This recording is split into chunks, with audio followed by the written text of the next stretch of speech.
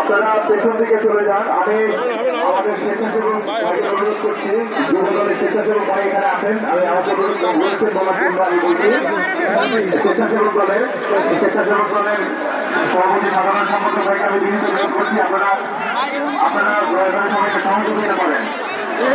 আমরা আমাদের নিরাপত্তা বাহিনীর সদস্যরা এখানে প্রাণান্ত করার চেষ্টা করছেন, আপনারা তাদেরকে একটু সহযোগিতা করেন যাতে তারা পেছনে যেতে পারে।